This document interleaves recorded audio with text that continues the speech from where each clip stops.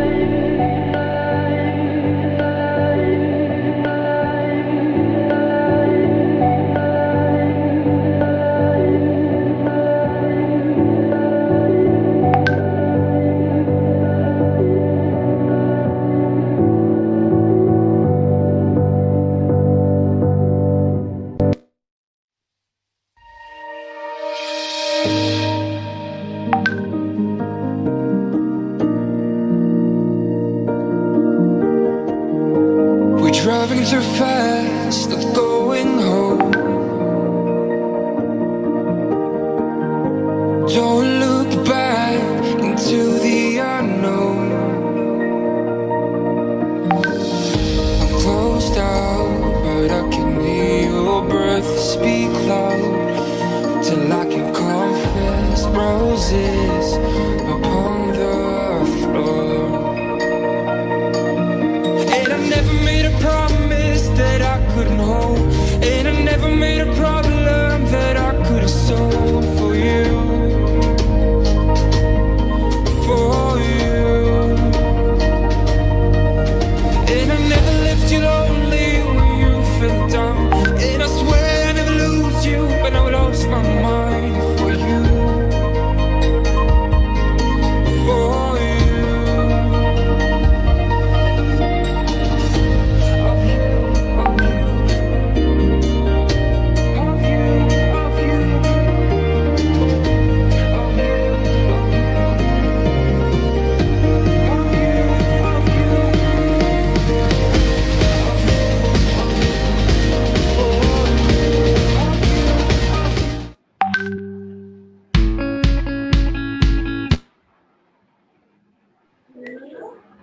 Somebody's notification is constantly pinging. Huh?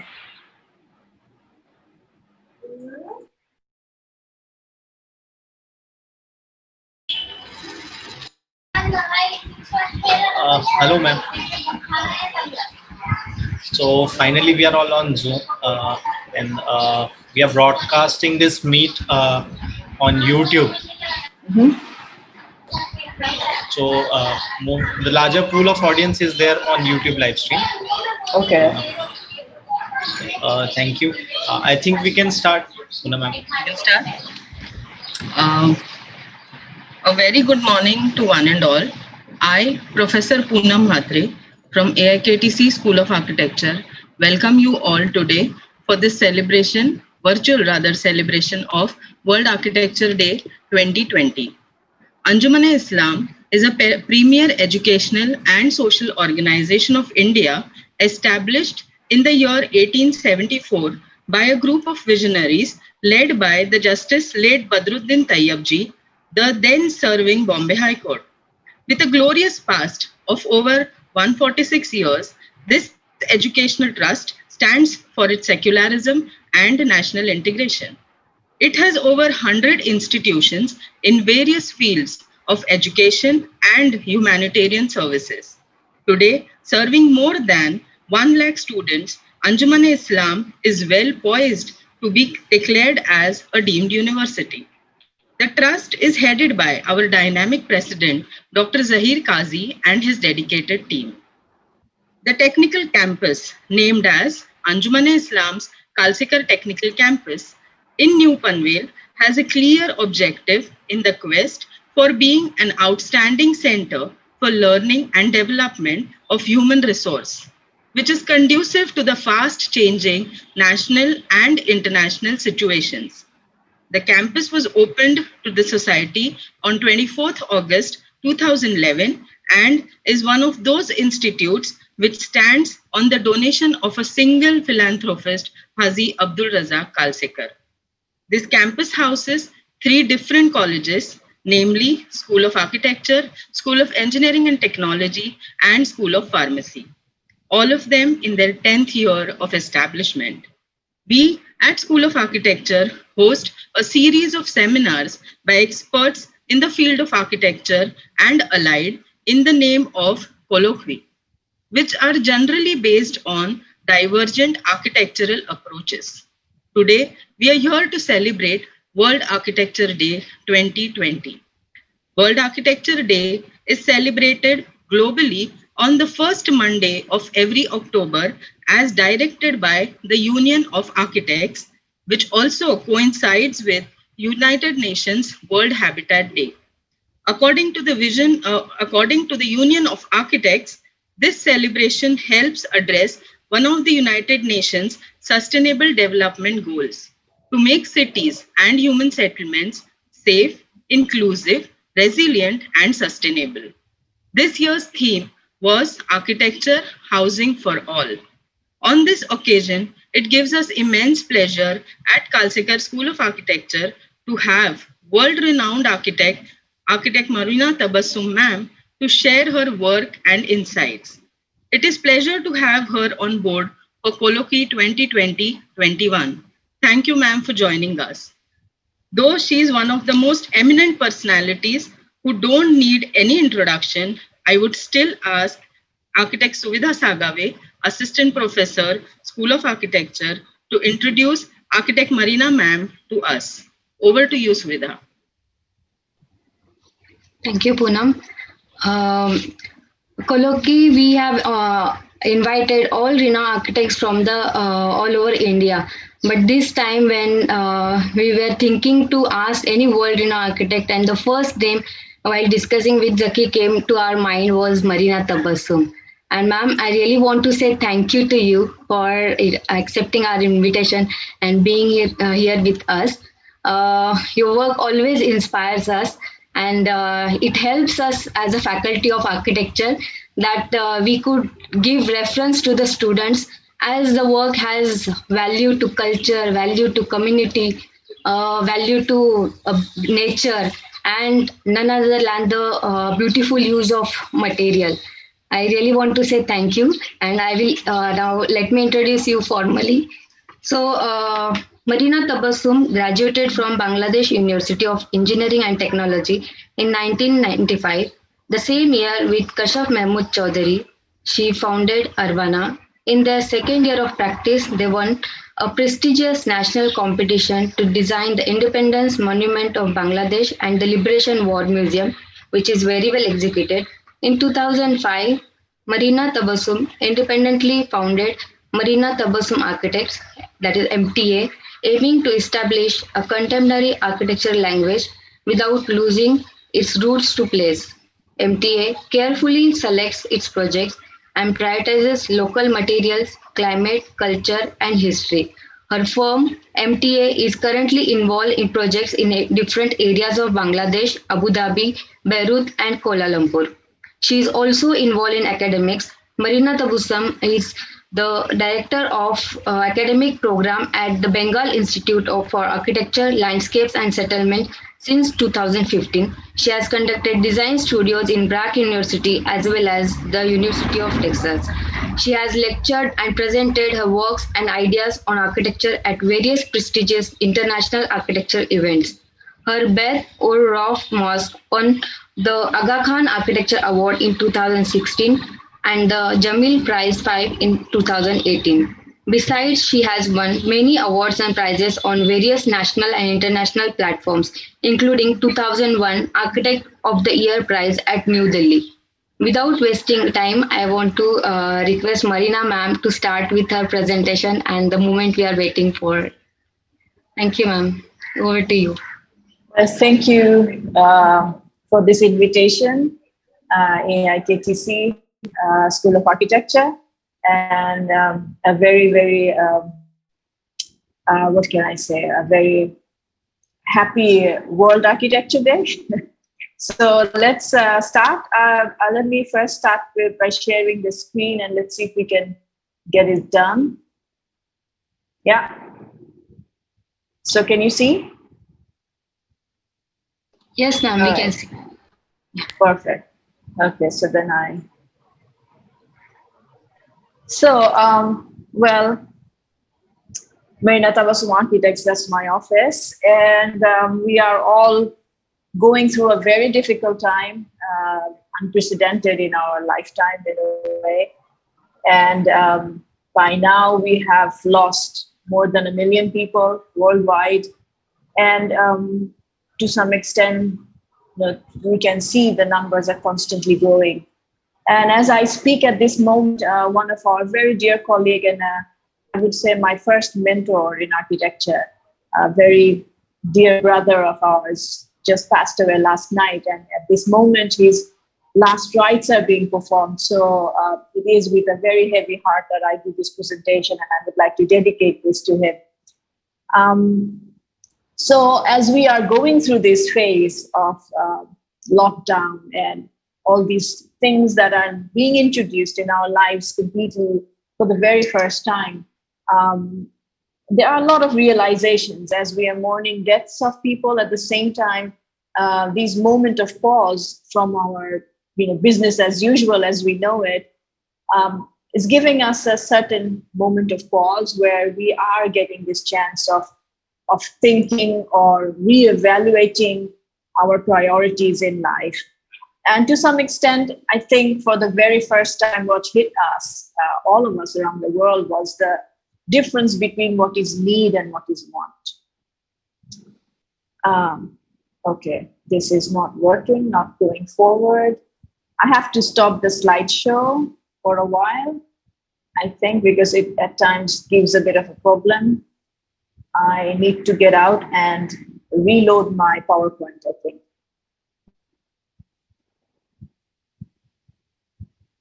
Just give me a moment.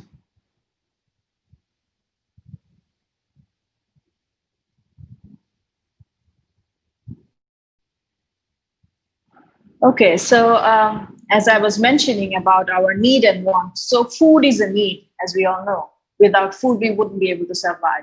But there are certain things which are not really need, but are there for our self-gratification, instant appeal, and to be somehow, we've been conditioned to believe that we need these things, but we do not.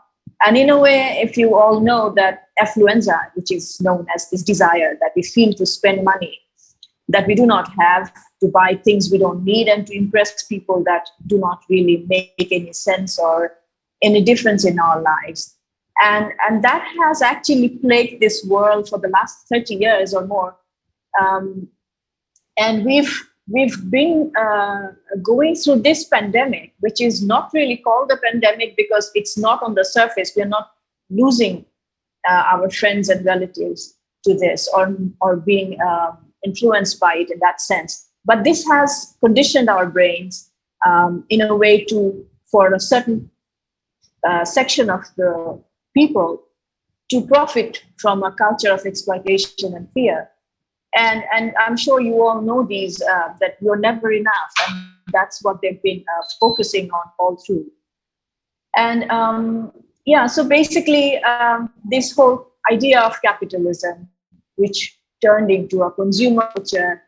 And from that, this idea of the economic growth fetish and this existential crisis that we are living through at the moment. We see this depletion of resources of the earth, and which has actually created this enormous divide between the rich and poor, the inequity and the inequality that you see.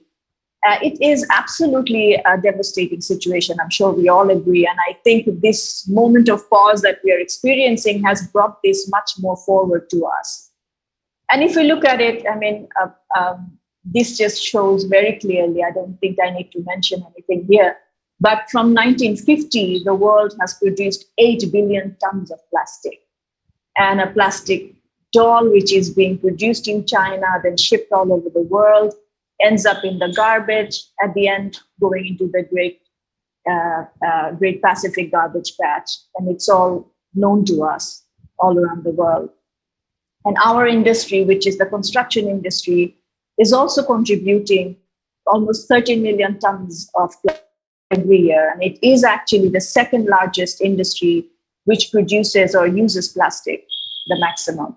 So as it's predicted that by 2050, all our oceans will be filled with more plastic than fish.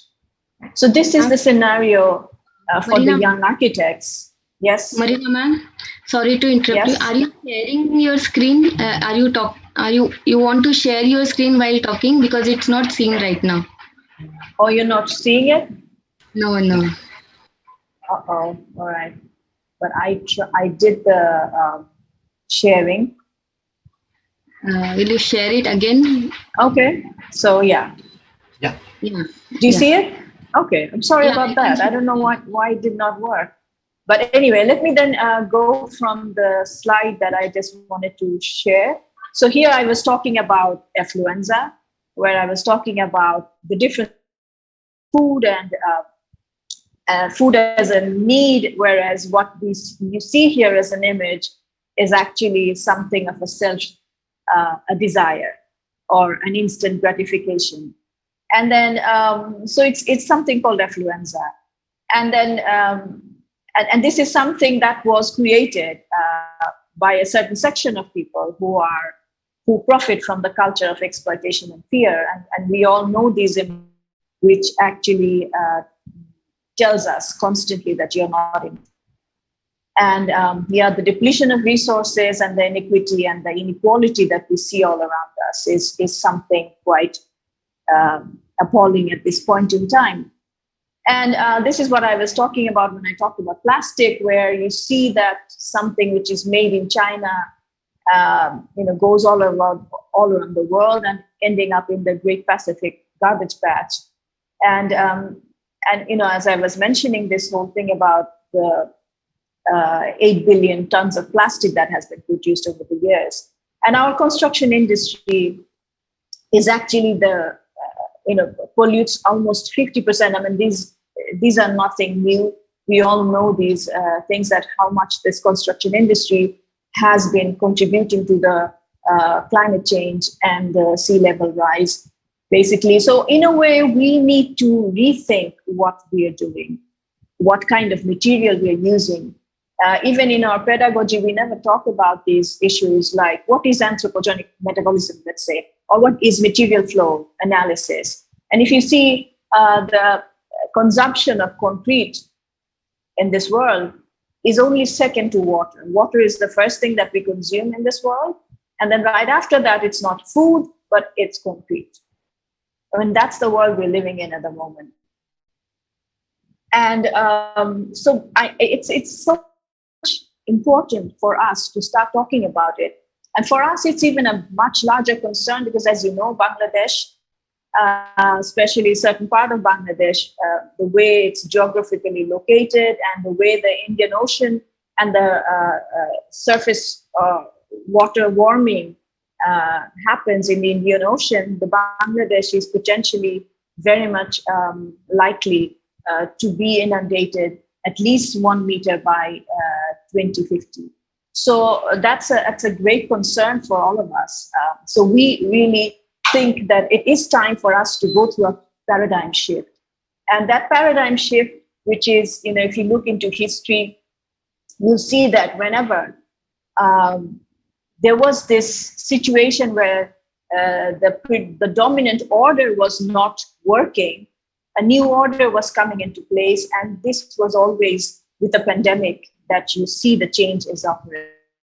Like the moment we moved from the agriculture-based to an industrial order from that time, or even now, I think we are moving from an industrial order to much more of a digital order. So this paradigm is shifting, and that we need to keep into account. And for that reason, because of our own existential crisis, I think it's important that we look into it. Okay, it's again not moving forward. I do not know why that happens. I'll just reload it again. It's just I don't know what happens every time. Just give me a moment.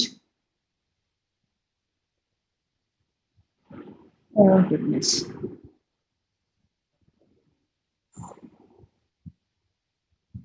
I think I'll stop the slide share for a while and then I'll go back again. I don't know what happens. Sorry about that.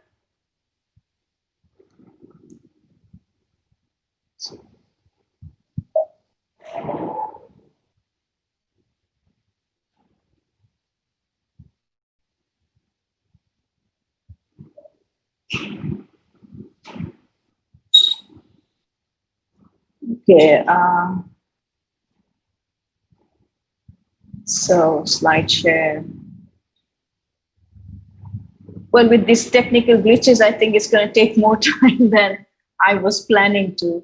But well, let's start from where I would like to probably talk about. So basically, we are you able to see my screen? Yes, ma'am, we can see it. Okay, perfect. So basically, this is something I've been constantly thinking about since I started practice in 1995, that the pedagogy through which, or the curriculums we studied, obviously was far more Eurocentric. The education we got had a much more modernist ideas, but I always felt that there was something lacking. And for that reason, from the very first moment of my practice, I started to look into where I come from. That was my biggest question, like what would be my architecture? And for that reason, one of the main issues with my land where I come from. And as you see, this is Bangladesh. And if you see, Bangladesh is basically 3 rivers, major rivers converging into the Bay of Bengal. And while doing so, accumulation of silt. And if you see, this is all the water that you see in Bangladesh. So basically more than 700 rivers crisscrossing the entire landscape. And there are all different kinds of water bodies that you see. And if you see much more closely, it's an image of NASA over a period of time. And you see how these rivers and the water channels are so dynamic that they're constantly moving and changing their courses and shaping. And if you look closely, here you see on the left side is an image which shows the satellite image. And on the right, you see how this is the land is being eroded, or the banks are eroding. And this is happening generally in the summer months during the monsoon season when the water current is very heavy. And since the land is very fragile, because it is nothing but alluvium, siltation that happened over centuries. And this becomes so fragile that they actually, and this is a common image where you see people losing their livelihood, life, land. So it's a constant struggle for people who are living in the banks, especially in the estuary area. And on the other side, you see new land being formed, or I wouldn't really call it land, but these are sandbeds that form within the riverbeds, because being a delta and an estuary, this is a constant change that occurs, where you get land and then you lose land. So I find this from Anuradha Mathur and Dilip Puna quite an interesting take on this kind of water. Is there's no such thing as dry land. So when we experience water on the other side of line, that allegedly separates it from land. And in a way, you cannot draw any line between land and water, especially in our case. It is completely integrated one with the other. And so basically, so that's the kind of scenario, that's the kind of landscape where we come from. And if I go very quickly to make you understand that what was actually the reason for this entire change, during there was this devastating earthquake, which is known as the Assam earthquake. And during Assam earthquake, the river, which is Brahmaputra, changed its course and took Jamuna as the main course. And because of that reason, the amount of water that comes in and the water from Ganges basically creates an enormous force and then flows into the Bay of Bengal. And that really creates these riverbank erosions. And on the other side, this delta, which is the Ganges Delta, the largest delta in the world, basically has a very unique system, which is the tide-dominated system, where the water basically during tide again goes back into the system. Like you see here with the arrows, it shows how the water goes back into the systems again. And while doing this, they create these sandbeds. So if you see here in these images, there are certain parts of Bangladesh which are mature delta, which are from the Ganges estuary. And so these are mature deltas and they don't move. But the delta which are more the Meghna estuary deltas are still very active. And this is where you see these changes happening. So this was a commissioned research that we did for the Sharjah Architecture Triennial, which happened last year.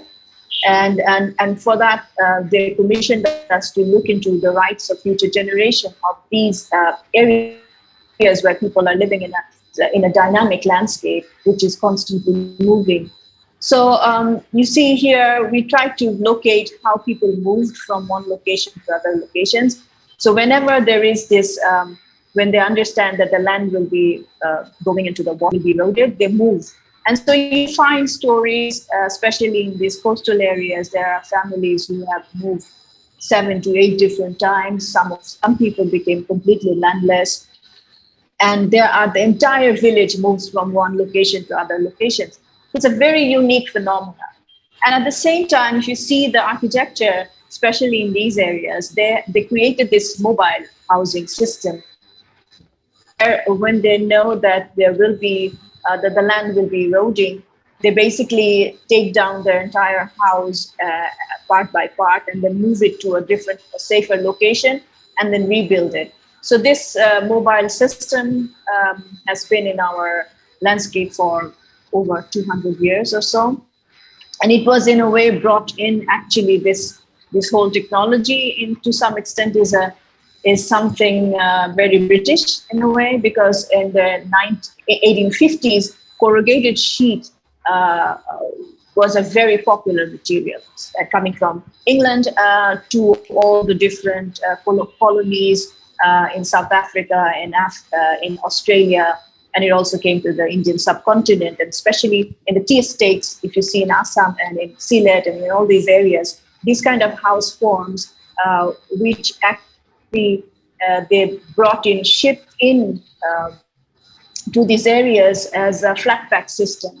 And this was in a way adapted by the locals as an easy formation form that they can actually move houses from one location to other.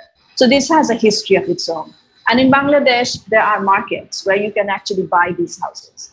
So especially along the Podda and Meghna belt, there are many of these houses, markets, where you just go and order 1 or 2 houses, or according to your location, they will build it, or they can just take it and build it for you. So it's a very interesting and unique form, which is a mobile house. And for the Sharjah Architecture Triennial, we actually bought 3 houses and we took it to Sharjah and basically showcased our study there. So the other thing, which is quite interesting, is as this dynamism exists in the landscape, there is also the other thing, which is the land ownership. And before the British came, these lands were never really considered land in that sense, because this was chor, as we call it in Bangla. These are chor areas, and chors were never really, it was inhabited as long as it was there for people to go and cultivate, but there was no ownership. But during the Bengal Tenancy Act of the British, when they started registering these as land, these chors as land, and these were leased out to the locals for generation, for revenue generation. And if you see here, this is one of those maps, which is known as the CS map, or the cadastral survey map. And this cadastral survey, which you see here, was done during the British time in the 1880 or so. If you place it in the now Google image, you'll see that half of the land is already gone for the water. But what has happened is that the land ownership remains. So we basically followed one single plot, which is plot number 1862, according to the Moja map, or the CS Moja. If you see 1972, it was still a land. And then slowly, if you follow the red dot, you see that at some point in 2000, it was already gone into the water. And then now again, it's slowly reviving back. So the image I showed you where we were walking on this sandbed, it was actually the new chor that has come up. And if you see these images here, you see the British lease document to the landowner. Then when the British left, they auctioned the land and the locals bought it. And then from there, during the Pakistan period, then the inheritance was shifted from one to the other. And basically what happens is the land is not, is moving, it's dynamic. Even people are dynamic because the land is not, but the papers remain. And so the ownership remains. So people basically wait for the land to come back. And this has, this kind of land ownership goes from one generation to the next generation and moves down. And that's how we kind of try to track the entire thing to show that this was actually a complete idea of a dry culture that was actually imposed on the wet culture of Bengal Delta. And so that was one of our issues. And in the Sharjah Architecture Triennial, we were given this courtyard that you see here. And within that courtyard, we based our houses that we bought in the market, and we took it to Sharjah. And in the houses, we had all our research showcased. We did a small changes to the houses, but otherwise this remained exactly the same. In a way, this is a kind of an idea for me to understand the land, how people came about the vernacular that they actually live in. They are definitely very rational and comes out of a history or a need. And that is, I think it's important to understand. So this you see here in the Sharjah environment, you see the three houses. And this is already acquired by Sharjah Triennial. So they will be archiving these three houses as their part of their archive, basically. So moving more to the western side, which you see here is the Sundarbans, the largest mangrove forest, and very close to the Sundarban here with the yellow dot, you see Panigram Resort. That's one of our projects, which is again in the much more mature delta, which is Jasor, very close to the Indian border. And that area, as you see here in this map, is a very green, fertile land, which is alluvium and absolutely rich in agriculture. So the entire landscape is nothing but agriculture, and the entire Bangladesh gets fed by the vegetables and the things that grow around here. And if you see, that's the image of the site right there for the resort. And the river that goes by is Koptakpur River, which is also a very culturally very, and around the site you see similar images like paddy fields.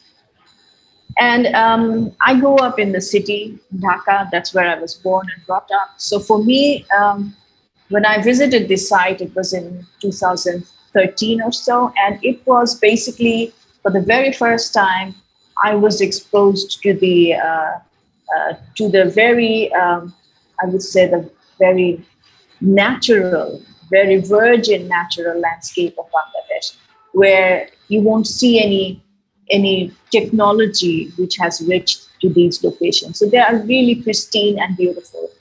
And in a way, for the first time, or the very first time, I was faced with this notion that I did not have the knowledge to build here. Because the education I got in the early 90s, let's say, when I was a student of architecture, our school never really had any courses that was around vernacular or about the land. So to develop a language of architecture which would be placed in a land like that was something completely unknown to me. So for me, the first thing was that I need to learn. I need to learn about it. And so that's how I started this project. And here you see that was my first take on it, that it feels like a crime to invade this silence with the roaring noise of architecture. So I needed to understand the land. And if you see, especially in this, that's the reason I'm showing this, is because it's not, schools definitely give students a certain understanding and an introduction to architecture.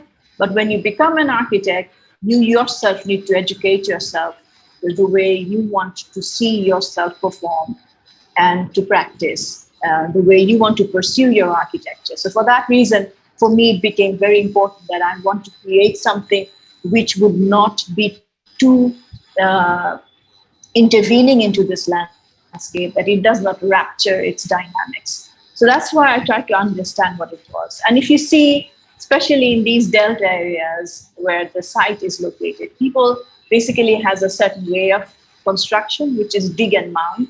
So basically, when the act of housing or homestead starts, they start digging with a pond.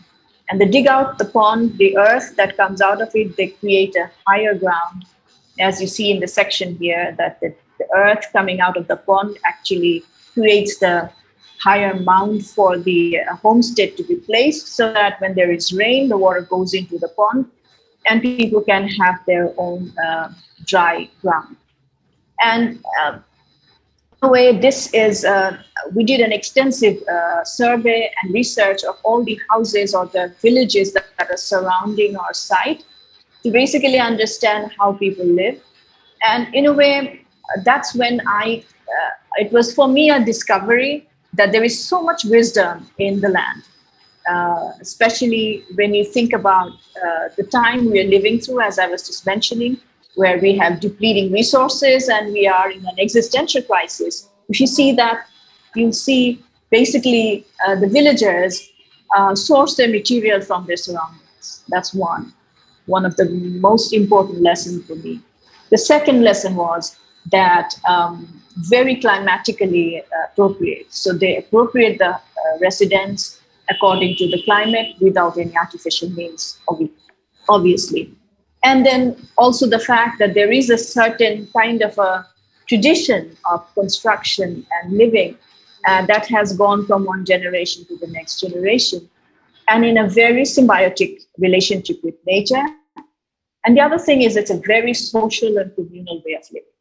So those are the values that in many ways, when we move into our formal education, where we talk about it, but quite often, especially in our cities, we don't see that happening anymore. So if you look into a Delta house, you'll see these are the program. Basically, these are all the different elements that you see in the households, and the villages surrounding our site are basically Hindu villages. So you see a small tulsi mondop, or you see all these cow sheds and kitchen and chicken coops and all these different elements, including the houses where they live. And this actually is the program of a village home. And they are centered around a nice courtyard, which is really not a distinctly defined court, but it's a notion of a space where surrounding it are all these different programs laid out very loosely. And one courtyard is connected to the next courtyard, so people move from one to the other in a very socially and communally living atmosphere. And these are all the different villages. This is one of the potters' villages, and these are very skill-oriented villages. So these are potters who are living there. And that's the potters' village, which we documented. The potters' families, as you see here. These are the bamboo weavers' villages, Dashpara, and that's one of the families. So we documented all these different villages there in a bit to try to understand what our architecture will be for the resort. And the other thing was this beautiful roof form, which was actually in our landscape, but you don't see that anymore, is the Bangla roof. And that Bangla roof, which was also taken by the Mughals, and you see that in Delhi or in Lahore. But it's completely vanished because of this corrugated sheet roofing, which became very popular among villagers. So basically, that's our site. We have a vehicular road, but we decided to bring our guests with boat because we have the ability to bring them with the river. So that was our idea. The site where we tried to locate all the different facilities. I'm not going into the planning of it, but just basically giving an idea of the notion. And for architecture, what we did is we tried to emulate this idea of a Bengali village, especially in the Delta. And our material we chose was mud and bamboo. And we decided to employ the villagers to come and build it for us. So these are some of the more close-up views where you see how the entire thing was designed. And I think the most important part of this project was including the villagers and to sort of bring them in and to have their own understanding And what we found out while we were doing the research was that the pride of place is completely missing. People are not proud of their houses. People are not proud of the skill that they have, and which are absolutely unique and beautiful. So the idea was that young people, especially the younger generation who thinks these to be something of the past, must also evaluate and in a way value these things which are actually going missing and we are losing. And I think that a project like a resort actually gives that opportunity to create this environmental and socially conscious design. So that's how we, in a way, convinced our client that this is how we would like to take the approach. And we used locally sun-dried mud bricks and local laborers, and basically coming up with a solution where the entire village could come and help us in the project. And so we tried to create that similar kind of a bangla roof, and it's just not possible anymore because there are no, this technique of weaving the entire roof you'll only find two different teams in this entire landscape who knows or has the skill of doing it. So that's the project, which is now complete in a way with all the houses. It hasn't gone into operation yet. We're still waiting for that.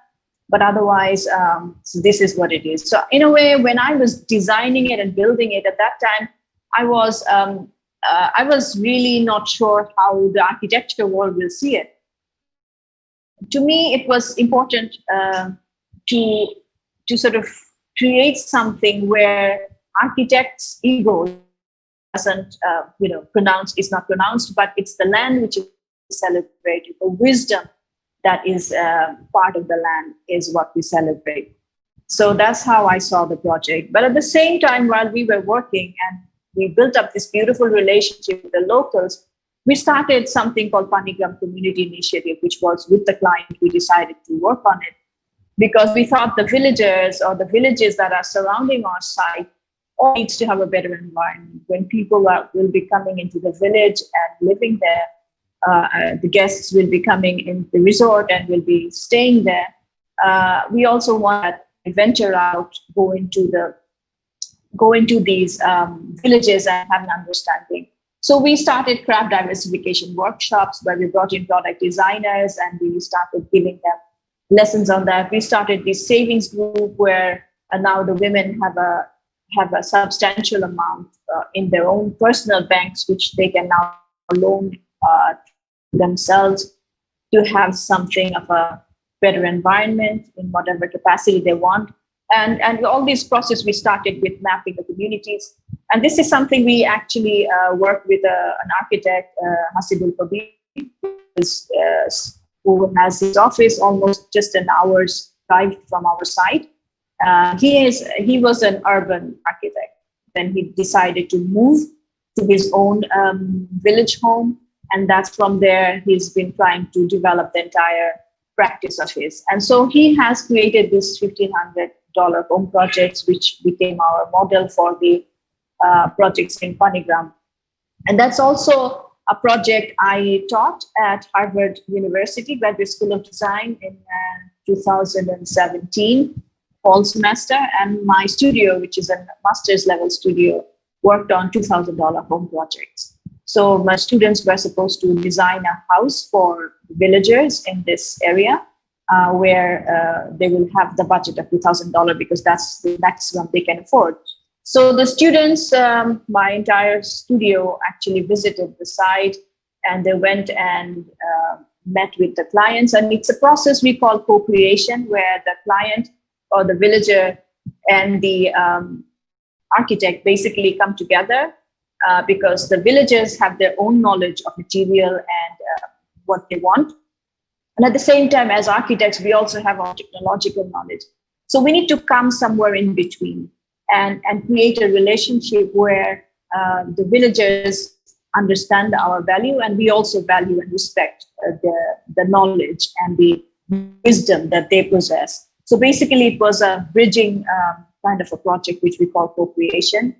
And the students tried out all different kinds of materials that are available there, talked to the clients, as you see here, to come together and understand the material that are available. Here you see the student in the final review. We also had an exhibition on site what the projects have come up with the studio. So here are some of the projects that the students came up with. And one thing we made sure that one architect and an engineer from my office were constantly in touch with the students in GSD and doing back and forth to understand the cost of the project so that they do not exceed $2,000. So these are some of the projects. The students really tried hard to give them more than what was actually was in the program, which is 2 rooms and a bathroom. And this idea was also something I took to Venice in the Venice Biennale, and we called it Wisdom of the Land in 2018. So basically, wisdom, as we know, is absolutely at the top. We are at the moment living in a world where we are filled with data and information, but information is not enough until you experience it, and through experience you gain knowledge, and knowledge over a period of time through trial and error, is conditioned into what we call is wisdom. So basically, we decided that for free space, which was the curator's take on it, and it was, I remember one quote which I found quite interesting. They said that going beyond the visual choreography daily life.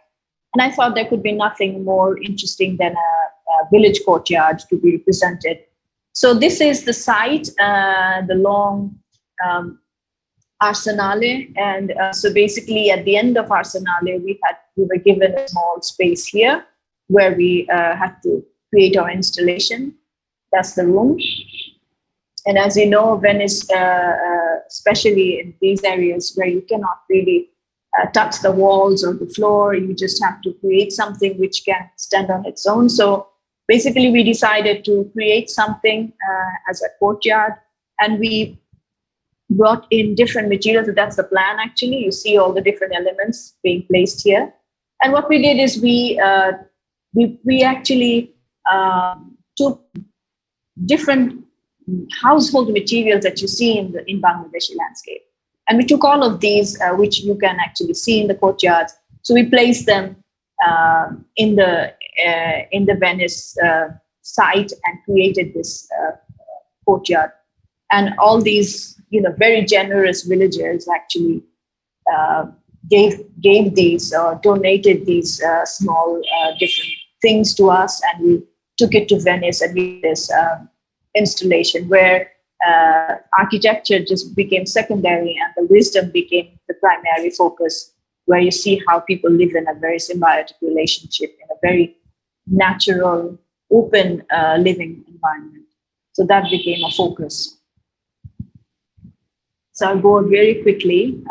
So now looking into the climate, what I'm just trying to tell you through the talk is how I have tried to develop my language of architecture, which is obviously from my own education, which was a very, I would say, Eurocentric education, to be trying, and I think I still am trying, to create a language of architecture that I can actually say that it is rooted into my place. So that has been my entire practice till the last, I would say, 15 years of my own practice and then 10 others. So it's about 25 years of practice.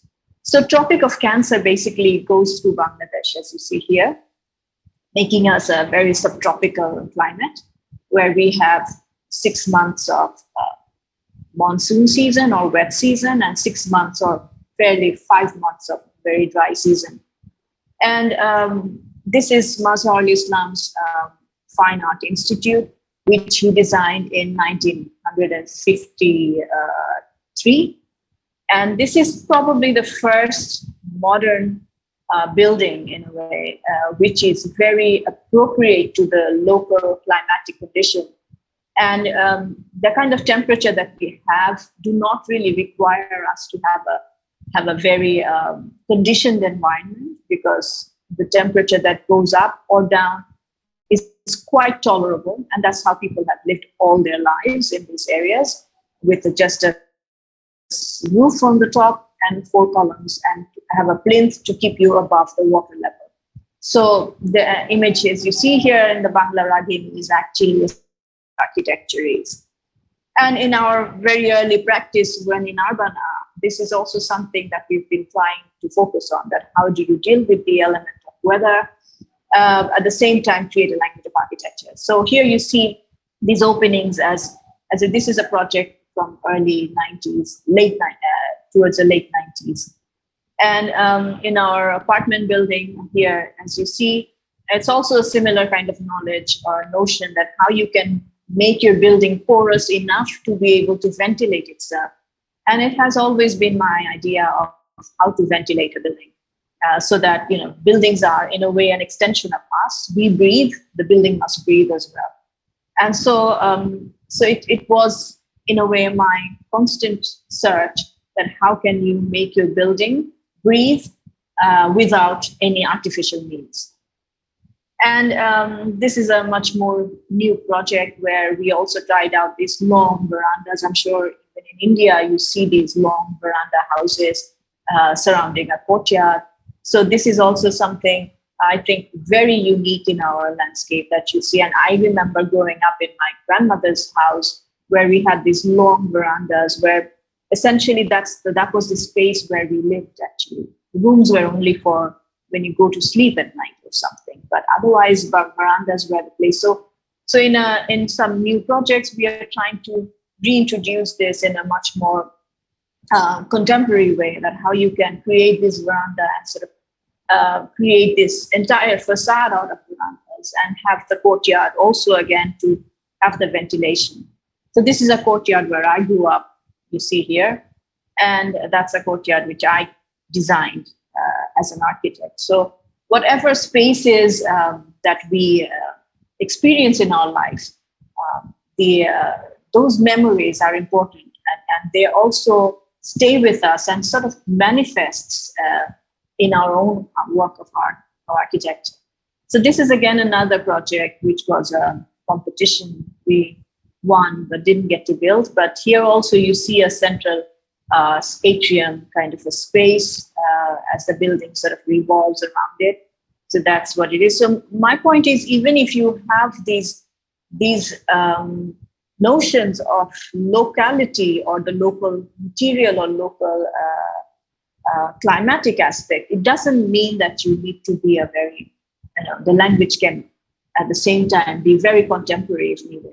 So this is again another project where also we have this central atrium, kind of a space which takes the air out. So it's a kind of a same system as a stacky as we know it. And we have corner courtyards built with brick, and trying to create as much as open space as possible so that people can enjoy, that very pavilion-like feeling that you see.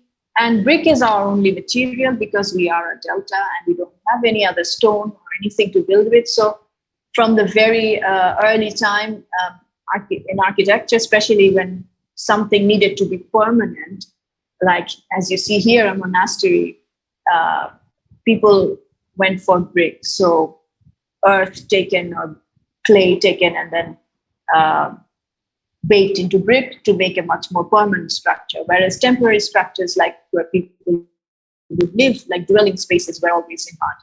And we have beautiful terracotta temples dotted all around Bangladesh, and you see this intricate work, which is possible also in mud. So material is never a limitation. And we have really good brick masons who does amazing brickwork. And so handcrafting, since that is our industry here in Bangladesh, you do not see that much of technological advancement. So still handcrafting is a major, all these 12-story, 13-story buildings are still handmade. So crafting is an important part, and that's something we've always tried to celebrate, working very closely with the locals. And so going to the last project, which I think I would like to probably focus on a bit, which is in Dhaka. And as you see how Dhaka has grown over the years, like Mumbai, Dhaka is one of the fastest growing cities in the world and one of the densest cities.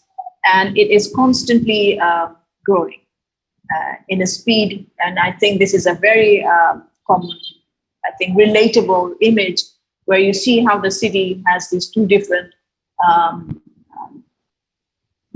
scenario where the city is growing when there is formal and informal, as we call it, or visible and invisible in many ways. So that's Dhaka, dense, as you see. So this is the images of the city, and to the north, very north of the city, where, and in a way, it's quite interesting how Dhaka is. Dhaka has all these water bodies surrounding it.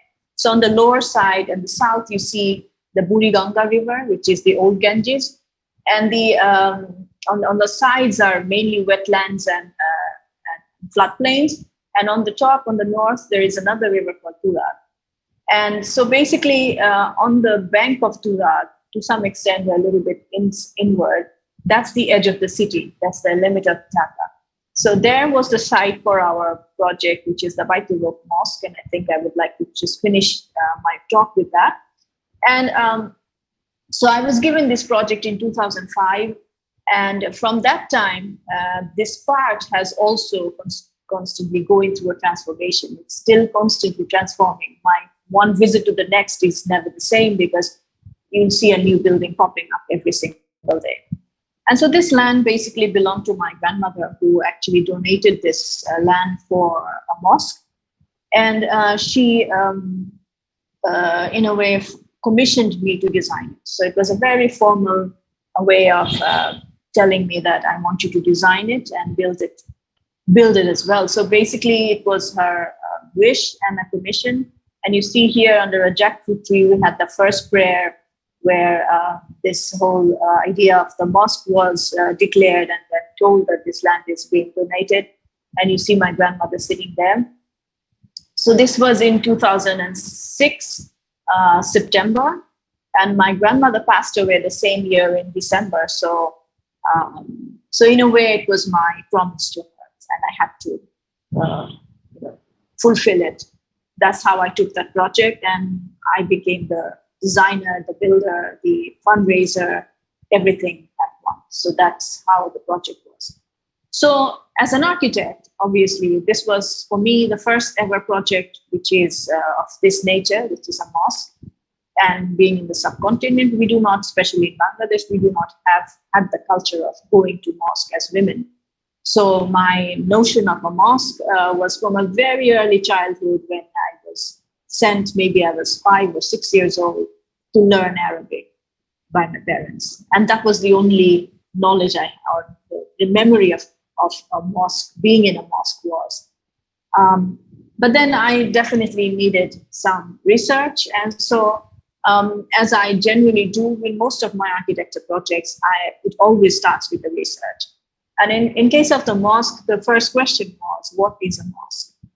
That is how it all began. So that was the first research.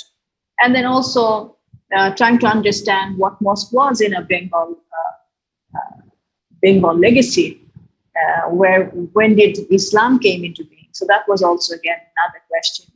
And then addressing the location as a settlement which is going through a transformation or transition. So that's also something important in terms of the city perspective. And the spirituality as an element, because we're talking about mosque, it's about the connection with the divine. And as such, spirituality is an element which was important. And, as the project didn't have much budget, so how we can reduce or, make it as elemental as possible. So all these different issues were important to me. So what is a mosque? That was the first question. And if you look into history of Islam, you see that the mosque, as our prophet basically came to this idea of a congregation space where people would congregate for congregational prayer.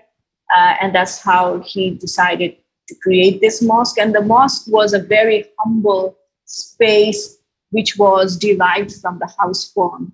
At that time in Mecca and Medina, especially in Medina, there was basically with palm fronds and date palm trees, and that's how it was basically created. A very humble space, but the idea was a congregation where people would come together, not only for prayer, but for all different kind of knowledge sharing of the ideas of Islam, because it was the first time that people were learning about it. But at the same time, it became a space of communal space. It became a social space. It was a space for judicial activity, administrative activity. It was a diplomatic space. So it was basically a lot of things in one. And as Islam moved, was growing in East and in West from the Arabian Peninsula, it took on many different forms, as you can see here. Wherever Islam went, the mosque form basically adapted to that local construction technique, the local material, the local climatic aspect. And that's why you see so many different kind of mosque forms all around the world, wherever Islam has been. And even in our own landscape in Bangladesh, especially in Bengal, Islam came in during the Sultanate period. And if you see, these are the kind of mosque forms that you see, very humble structures, but in a way the construction techniques were adapted from the temple architecture that was prior to Islam.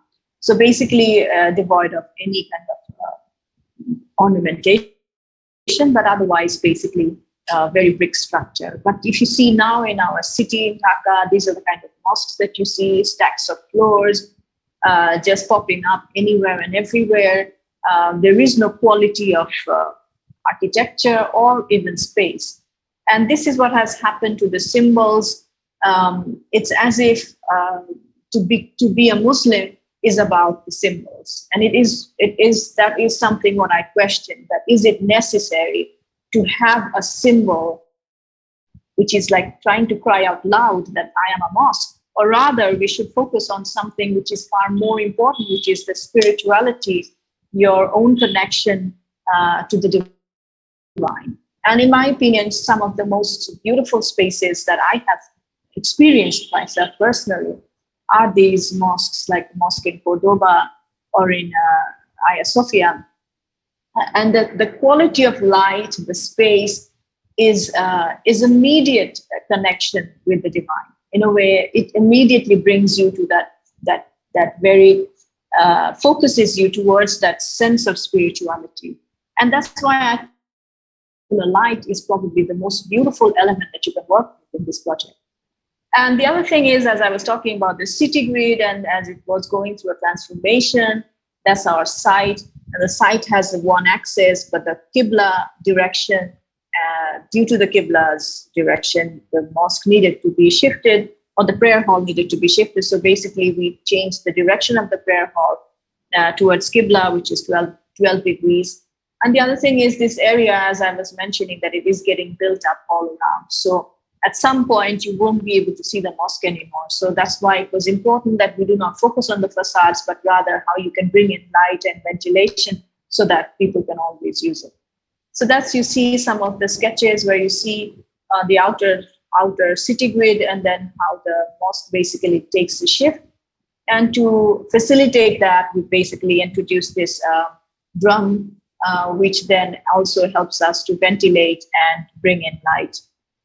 So that's the model, and that's the drum inserted into that squarish volume, and then the prayer hall in the middle. So on the edges, you see this open to sky space where the rain is allowed in, and then also the ventilation and light is also possible. And then, of course, taking this development of the language was from this older architecture. And as I was mentioning, it's a very low budget project where well, my grandmother did leave a certain amount of money to start the project, to initiate it, and with which we could grow up to the ground level. But after that, we needed more money. So then we ventured out asking people to donate, and then the locals also donated, and people from my family, friends, everybody donated to build this mosque. So the outer facade or the outer wrap that you see is absolutely entirely built with brick. And only the central prayer hall, where it is a column-free space, has basically the concrete to facilitate that span and everything. So that's how it is. You see, all the wrapping is in brick, and the central space is column-free, concrete structure. So these are the drawings. And obviously, as I was mentioning about the porosity and the breathability, which we tried to do with the jalis. And so you see here, all these new buildings are coming up every single day, new buildings. And so the facades were not really relevant, or even to look out was not relevant. It was more important to look within. And that's why spirituality was an important element in this case. So that's the mosque.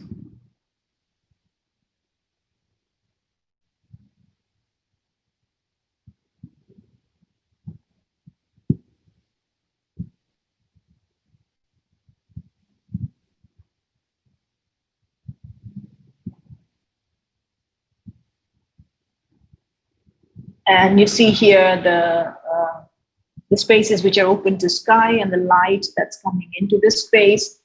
So, ornamentation is always, to beautify the space. And for me, light was the only ornament that was free, and we didn't have to pay any money except for some design ideas and some clever sections, and that's it. So yeah, basically, it's a very elemental space, as you see, kept bare and simple and very minimal in many ways, and light plays constantly in different seasons in different ways.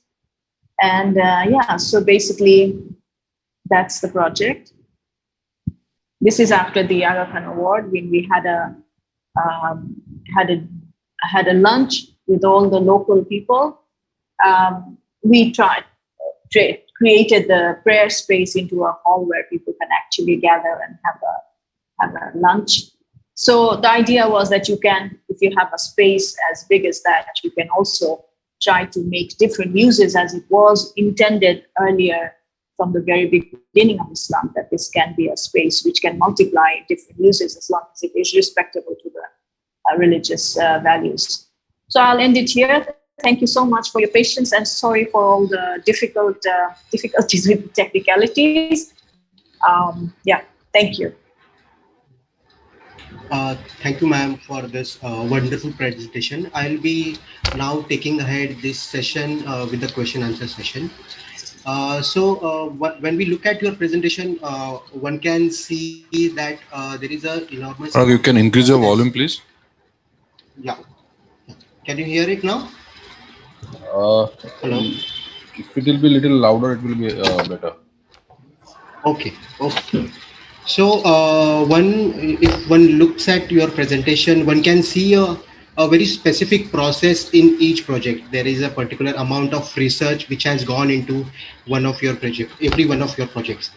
And even one can see a regional language to all your projects, which is there. So when we look at countries like India, Pakistan, Sri Lanka, which have more or less similar climatic or historic geographical background, how do you think it is important to be regional, or and how we can now inculcate this idea into our academics? Because now we are looking at this as architecture as a Western phenomenon, or we learn through this Western lens of architecture processes. So how do you think it is important? Well, I think it's very important. There's a difference between being regional and being eclectic. I wouldn't say that you become eclectic, where it is much more about the nostalgia of the past. That is something I do not believe in. But you need to analyze. That's where the research comes in, that you go through this whole process and then you analyze it, and then you extract from it what is essential. And when you extract the essential and then you employ that in your much more contemporary language, then it becomes something which is about creating a language which is local, but at the same time, this notion of contemporaneous. So I'm not saying that you go back to the past or be pastiche about it or being eclectic about it, but taking what is essential and creating a language. And I think that language is so necessary, especially, and the reason I came into this was because of my, after graduation, when we started seeing all these cities are looking so alike. I mean, you could not distinguish between what is Shanghai and what is Dubai.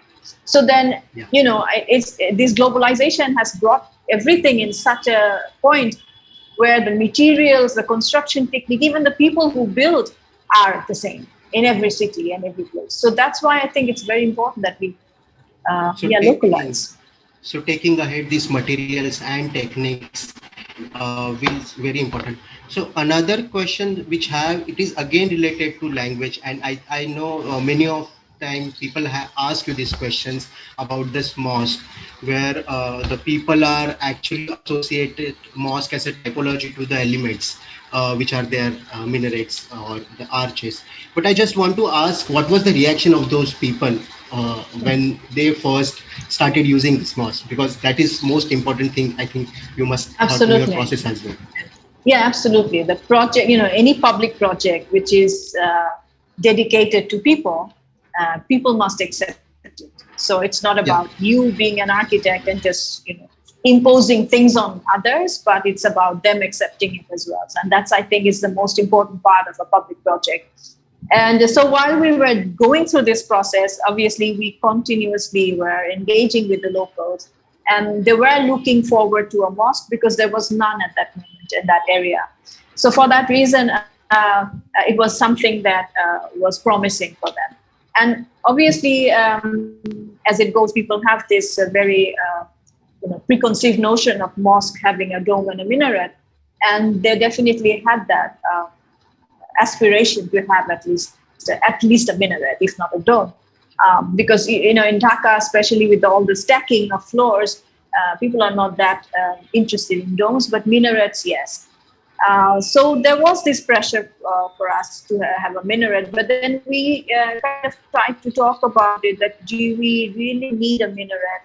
Because minaret was there for a certain reason, because you needed to reach out with the call to prayer to a larger village or somewhere, or even as a landmark. But nowadays it's in a way redundant in that sense that you use a mic, and for us there is a building at the back which is a white building and which is 6-story, and that is a minaret itself. And so we have our mics placed on the 6-story building, on the roof of the 6-story building. I said, well, that's your minaret. Why would you spend the money on, if you have money, spend it on better things than building something which would not really give us anything in return. So, yeah. One more question. In your presentations, earlier presentations, also in your work, also you evidently talk about artisans or the work which they do by hand, and there is a certain imperfection which you like. And when we look at a current scenario where everything is getting mechanized and handwork is slowly, we are actually losing those crafts and arts. So how do you look at this situation now, where we are losing these techniques? Even in India, we are losing a lot of these crafts and handwork, which is evidently seen in earlier work. So how do you look at to this? Yeah. And how we can now should go ahead with it. Yeah, sorry. Yeah, I understand what you mean. I mean, this is a concern actually, and I think it's to some extent it's also it's our responsibility. That's how I see it. The reason I kind of got interested in the whole idea of craft was because of this industrial material, which I absolutely do not endorse in any way. You see, even in my buildings, I try to avoid glass as much as possible. So the thing is, these industrial materials, when we as architects when we suggest this, we are the ones who suggest these materials, right? So when we suggest a building made out of concrete, we are basically endorsing a cement industry. Now, a cement, 1 ton of cement gives out 1 ton of carbon dioxide. And we never see it that way, because in our schools, we never teach our students to see, what it has as an impact in terms of climate. We've never talked about how this whole material will end up or will be decomposed or absorbed back into Earth. We never talk about that. And this was not something that was discussed because it was not needed. We were much more concerned about the space and the quality of space and form. And now we live in a world which is so different. Our existence is being questioned as a species. So if that's the case, you definitely have to change the way we look at architecture and practice of architecture. For that reason, I think it's important that we start looking back into how people used to live and how we created this symbiotic relationship, and crafting is definitely a part of that. And if we want to revive craft, it's us as architects. When we do our own practice, we have to constantly find space and how we can use these craft in our own projects. And so if you have an option between buying industry-produced tile, I would suggest, why don't you try one of the local artisans who can actually give you that product?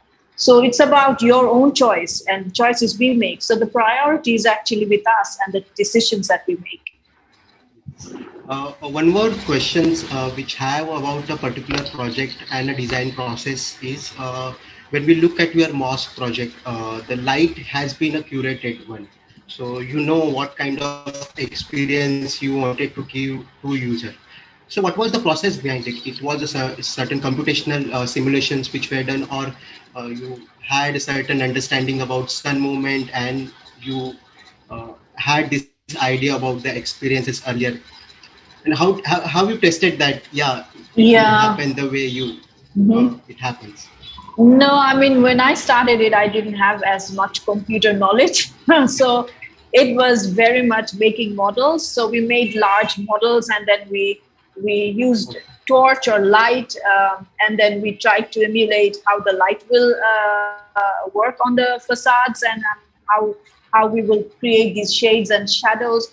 But at the same time, I've always been someone very interested in light. And so let's say for the last 20, 25 years, I've been, whenever I go to a building or of a good architecture work or anywhere, I've always been very sensitive about looking at light and how it acts and reacts. So I would suggest students to be very observant about these very natural phenomena, which can really create magic if you just are careful about using them properly.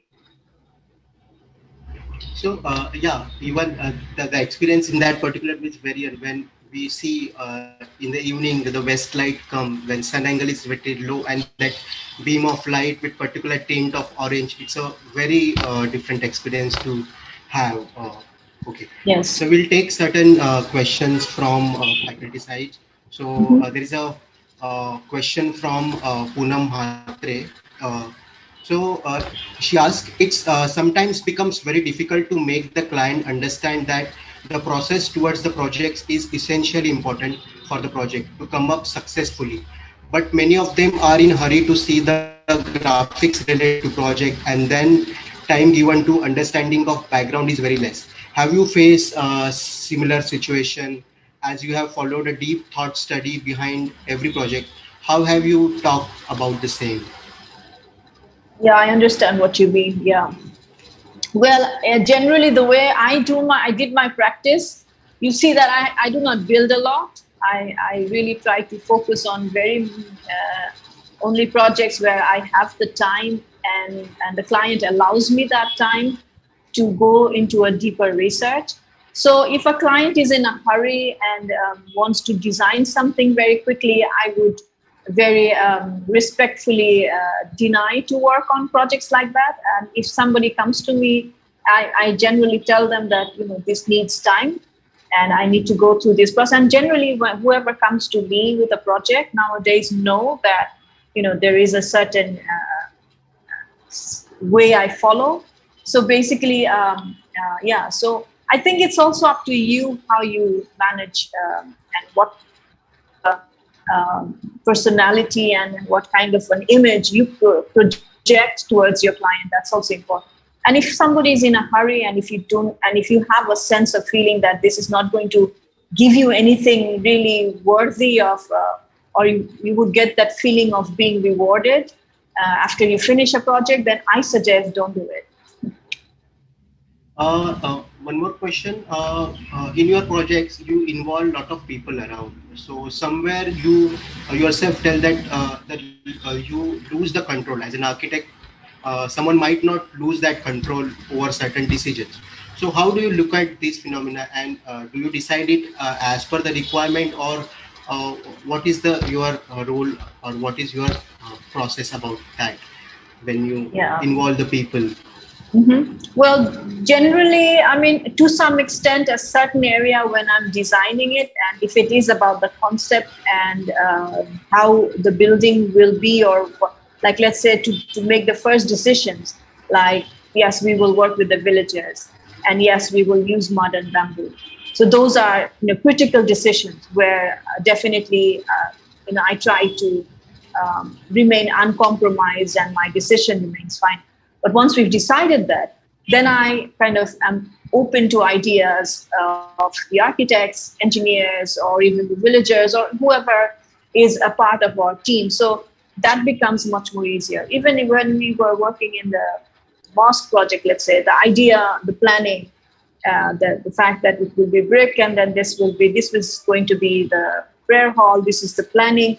So once the planning was done, it was about material. My initial idea was that I would build the entire central prayer hall with concrete, fair face concrete. But our budget did not allow. And so basically then we started looking for the cheaper option, and then we resorted to concrete block, which at some point I thought we'll probably cover it with something. But then we thought, why, it's a story of the building, it should just remain as it is. So to some extent, as far as the main concept of the building goes, I try to remain strict about that, remain uncompromised in many ways. But then I try to let others, come up with different. One of our faculty want to ask a question, Professor Terence. How much has one of the best work of Aga Khan Dhaka Assembly has been an influence on you, inspiring while growing as an architect? I think a lot, actually. I think my projects are like talking about that quite easily. I mean, obviously, as a child, I saw that building growing. So it was finished in 81, 82. And at that time, I was in high school. My school was very close to that building. So quite often, I would cross that and always look at the construction site. It was a building I've never seen before. So it was very surreal in a way. And I think the first time I was inside that building was, when I was in high school. So basically, my first experiences was in a space which was very unfamiliar. But as a student of architecture, after that, we've been there so many times inside. And the light, as you know, Khan's works, he's also very much passionate about light. And if you go into the building, immediately that feeling is there, the space, the spiritual connections. This entire thing was obviously an important part of my growing up. And I think even if you want or not, you absorb these things. And then, hopefully you manifest it in your own personal way when you do your own buildings. But definitely it's embedded within me, yeah. So there must be always a conflict between a modern and regional. So how do you tackle this? Because I don't see it as a conflict, actually. I see it as a place where you can create this fusion. You can bring them together and blend them. Material, for me, the climate is something which gives you the primary essence of creating a language, and the rest is the contemporariness of the language is, in a way, I don't know. I mean, I've never found that to be very difficult. It's always been a very, it's about fusing them together to sort of create an intertwined relationship between the two. Yeah, and it needs to have a balance. Yeah, balance. Yeah. So, one of our student, whether he is asking a question, is it so true that the sense of identity of every place, its uniqueness, is losing, and we are somehow neglecting the sustainable approaches developed throughout these years? But as we have come far a long way, how will people accept this in today's fast-growing life? So again, similar kind of questions. I mean, I understand the issues are that, if you are, I think it's about creating a new vernacular future. It's not about going back to the huts. I'm not suggesting that, but as I was mentioning, that you need to understand the idea, the values that it sort of talks about, the values about social connection, the values of being local in terms of sourcing your materials locally, being open to the idea of climatic aspects. I think, if you look at the way we've practiced, if you see the new projects that we've been working on, where we are trying to take these elements like a veranda or a courtyard and trying to create it in a way that it is binary, means something which is from the past. It is very much contemporary. That's how I would like to see it. I'm not going to deny that I am of a certain time, and that time is my reality, and it has all different kind of needs, and so basically you need to also address that,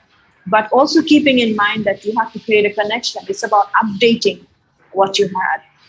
Yeah, so it needs to be addressed differently for different architects. Yeah. We understand that she has some other schedule. So let's have one last question. I think she has told us already. So there are lots of questions coming up. So there is one technical question Mirza Sohaila asked. Creating punctures in a slab. He's asking about the creating. So how if we are creating punctures in a slab for penetration of light, then how to cater it in a rainy season? You mean the little dots that we have? It is covered with glass. Yeah, it's covered with glass. So you just basically need a little detail where you just seal that, and that the glass is actually covered. But glass is a great option for that, for sure. This might be actually an unending session. We have a lot of questions from students and faculties as well. But since she has already spoken regarding our schedule, so let us move ahead with the vote of thanks. Over to you, our Dean, Professor Raj Mahre sir.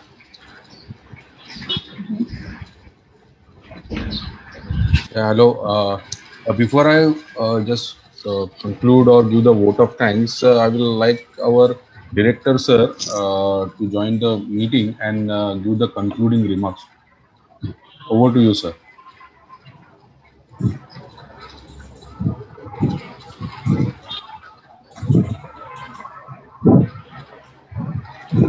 Well, I think it's not been connected. So hi and good afternoon. Raj. Yes, sir. Yeah.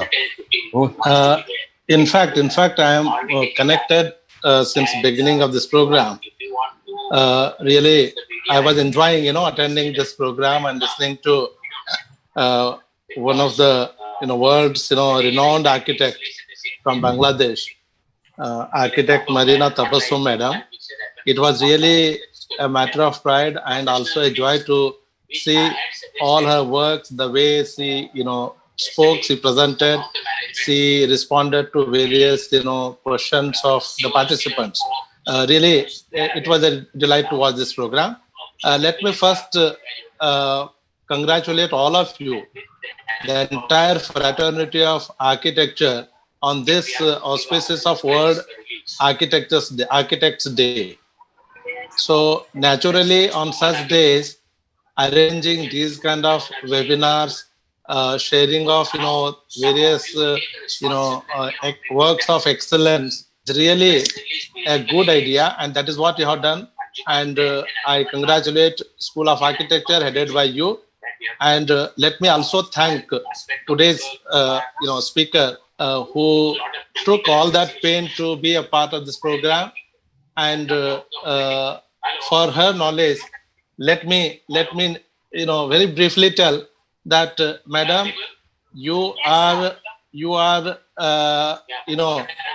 witnessing now a program by your own participation for an organization named Anjuman-e-Islam. Now, it is a very historic organization in the country. 147-year heritage of this organization. I am parallelly attending one more management meeting where a good thing is that there is Aligarh Muslim University, which in fact got established a year after Anjuman-e-Islam. So that Aligarh Muslim University is conferring Sir Syed Excellence National Award to Anjuman-e-Islam on the coming Saturday. Next Saturday, that is on 17th on Sir Syed Day. So on that day, Anjuman-e-Islam is receiving that national award. So that award-related preparatory meeting is going on. So I am attending parallelly that meeting as I am the host of that meeting, and also attended your discourse about all your work, and it was really a joy to listen to your webinar. Let me thank you from Anjuman-e-Islam. I would have definitely taken our president and all other key members to this program also, but because they are busy in the other program, I could not bring them, because they have already given me a standing instruction whenever programs attended by witnessed by people like you, so they should be invited. So that I could not do because they are already preoccupied. But anyway, thank you very much for making this program happen and making all of us to know the state of art work done by your firm. And you are also a proud recipient of Aga Khan Award for Architecture in 2016.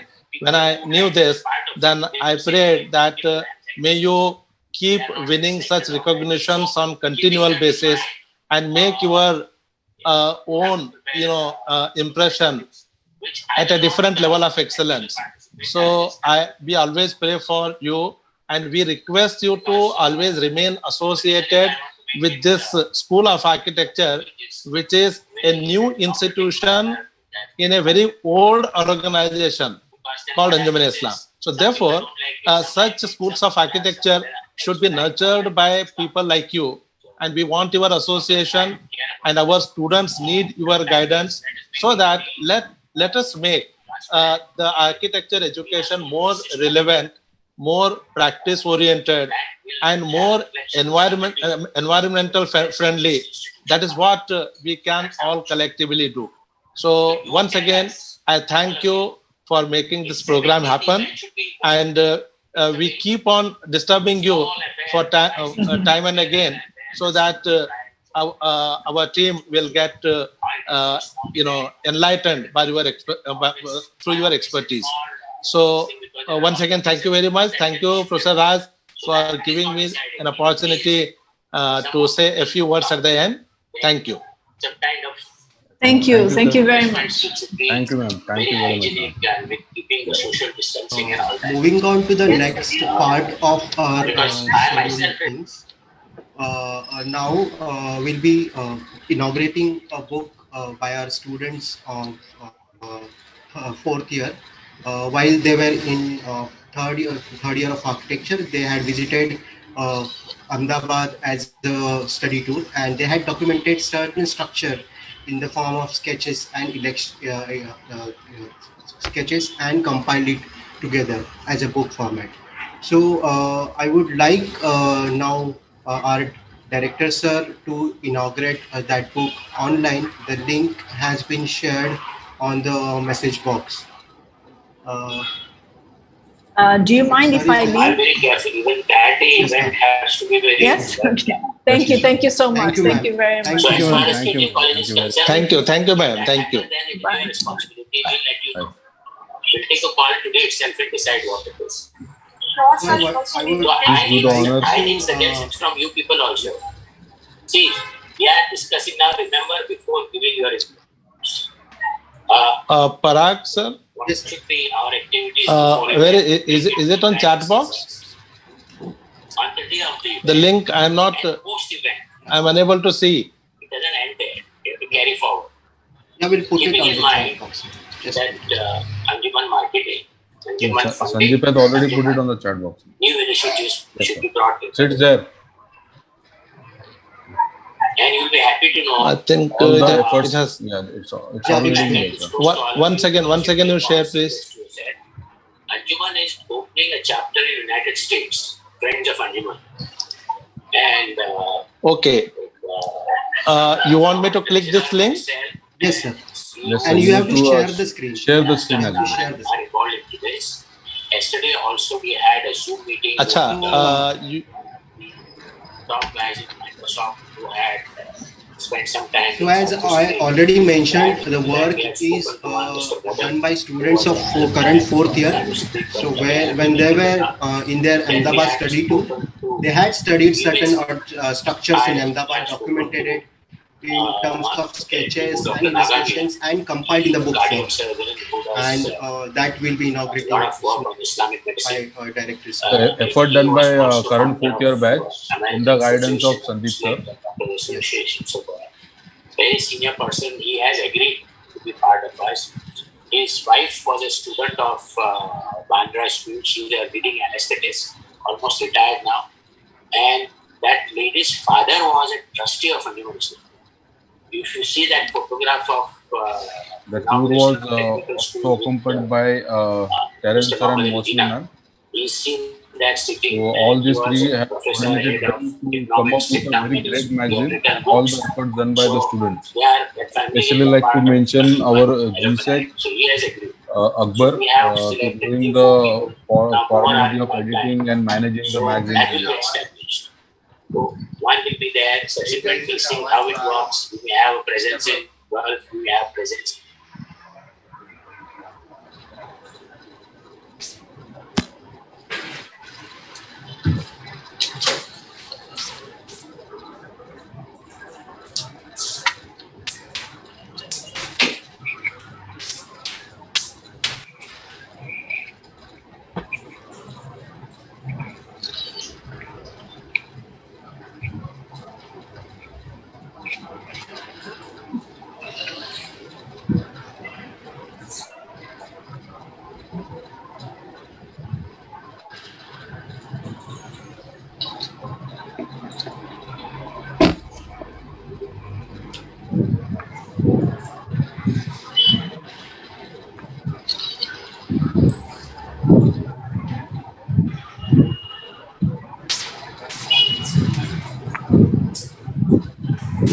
Can you see the screen, Rasa? Yes, sir. Yes. You can see the screen.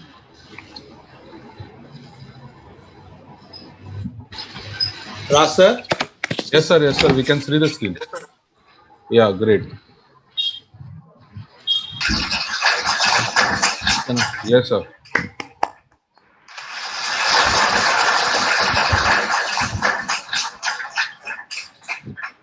It was a great efforts by students and faculty as well to compile this book and present it in the form of magazine. Yeah.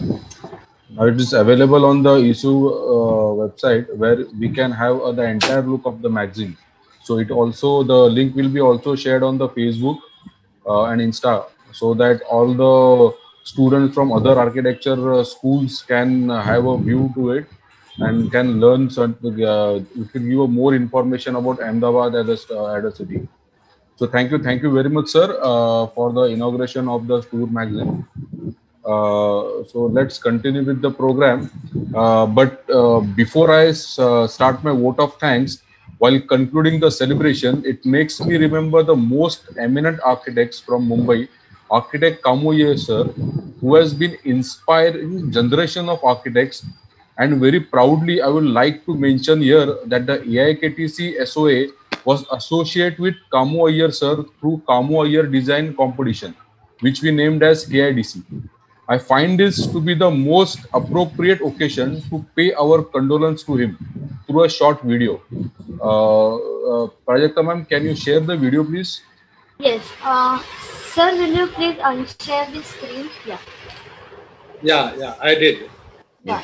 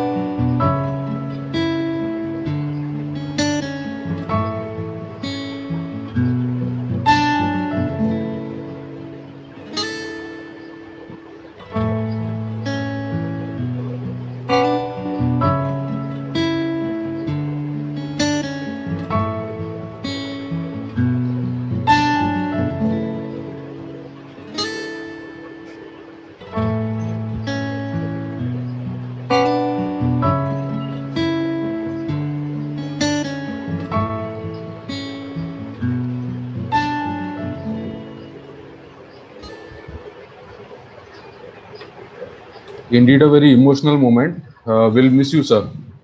Now, it is my pleasant duty to propose a vote of thanks. On behalf of our institute, our director, sir, Dr. Abdul Razak Hunutagi, and myself, in charge Dean School of Architecture, express my sincere gratitude to our guest and speaker for today, architect Marina Tabassum, ma'am, who graced the occasion of World Architecture Day in our campus. And we are grateful for that. It's a new feather in our cap. On this sweet note, I here would like to thank all the dignitaries, all the student volunteers, faculty members of all the esteemed institutions, our own colloquial team, Suida, Zaki, Parag, Abhishek, Prajakta, Insha, Poonam, Sandeep, Terence, and above all, our beloved audience, and last but not the least, our own management of Anjuman-e-Islam and our director, Dr. Abdul Razak Hunutagi, for giving all the support for making this event a unique platform for our students, alumni, and emerging architects. We are looking forward to see you all and many more like-minded people again for the collaborative effort. We will keep informing you regarding the same. Once again, thanks one and all present here. Thank you very much. Over to you, Sudha. Thank you, Raj. Yeah, we can conclude the session. Yeah, anything need to be discussed? No, I would just like to thank everyone for you, Raj, for allowing us and taking these efforts It is my pleasure, actually. to call Marina ma'am. I really want to thank Marina ma'am as well, and for director sir to giving us such a platform for doing things, and everyone, audience, thank you everyone. Yeah. But before we conclude, Suvida, I think Prajakta ma'am should share the video, because we are into our 10th year of architecture. So now the celebration has just begun. So we need to show our efforts, our students' effort, which has brought all the way around for 10 years now. So I think before conclusion, I think we can play the video for a minute and then we can conclude. Yeah, definitely. Project, I would request you to share the students.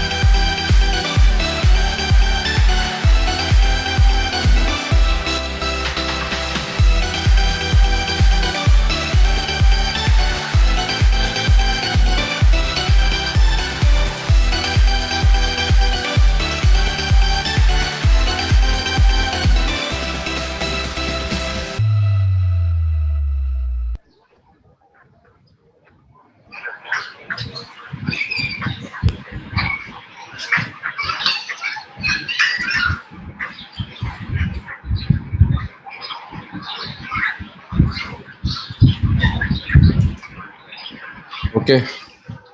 So thank you all.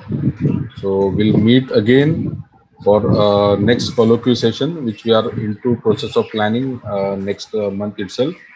So we can conclude now. Thank you. Thank you very much. Thank you, everyone. Thank you for your support and for the attendance. Thanks. I want to end the meeting now. Thank you. Yeah, please.